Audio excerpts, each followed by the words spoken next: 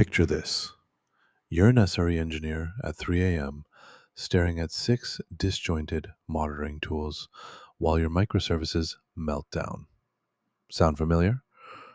With inconsistent metrics, delayed alerts, and half-baked dashboards, you're spending more time fighting tools than fixing systems. Our monitoring and observability pack changes the game.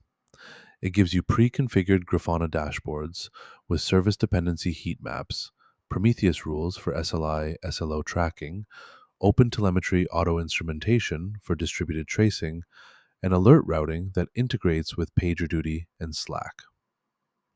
Whether you're a site reliability engineer, DevOps lead, cloud architect, or platform engineer, this pack turns chaos into clarity. Finally, observability that works harder than your coffee addiction. Here's what's inside the Monitoring and Observability Pack. Infrastructure telemetry collection with Prometheus exporters.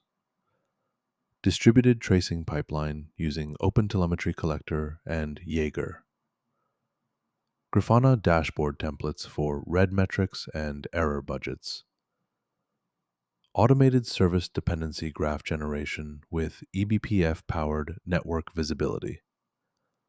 Alert manager configurations for multi-tier escalation policies.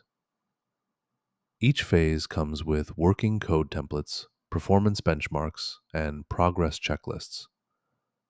And it works everywhere: Claude Code, Cursor, Gemini CLI, Windsurf, Copilot, Warp, and more. This isn't just a tool set, it's your full-stack observability operating system. Installing the Monitoring and Observability Pack takes one command: npx quanta-skills add monitoring-observability-pack. That's it.